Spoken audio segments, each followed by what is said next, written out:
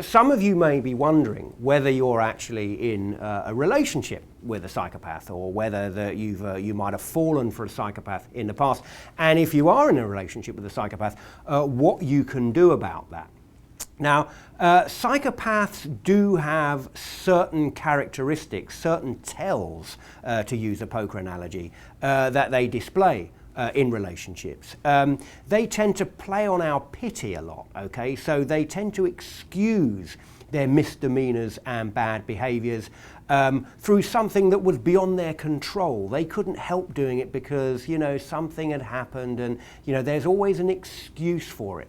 And although psychopaths don't feel emotions like us, they are masters at pushing those emotional hot buttons that elicit emotions in others, in us.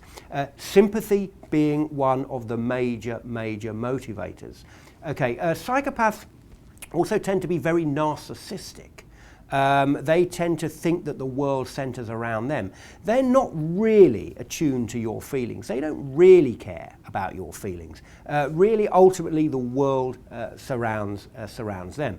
Psychopaths are also very charming. They're very manipulative, especially when they're in a crowd, especially when they're in company. But behind the scenes, when they're alone with you, they can be very controlling. Sometimes, but not always, aggressive. But psychologically controlling as well, okay? So if you're worried about the fact, if you're worried that you're you know, in a relationship with a psychopath, what can you do about that? What might be some certain things to look out for?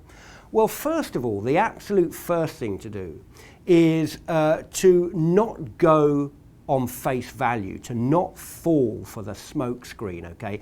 A number one rule of thumb is to don't judge a person on what they say, but judge a person on what they do, okay? So that's the very first thing. Look at the evidence of their behavior and try to judge it objectively rather than subjectively. Not an easy thing to do, I admit, if you're in a relationship with someone.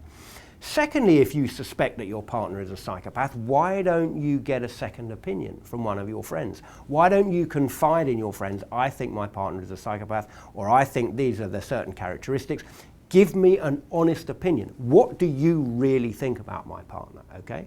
And a second opinion, two heads are often better than one in this kind of case.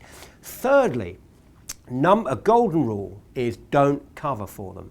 If they start getting into serious trouble and they want you to somehow front up for them or be an alibi or somehow make excuses or whatever, don't get tangled up into covering up for them, because as soon as that starts happening, it's called the foot in the door technique, a very common persuasive technique. Once you've done something for someone, you're more likely to do other follow-up things for them, and before you know it, you're in up to your neck, okay? And the fourth thing I would say is buy my book.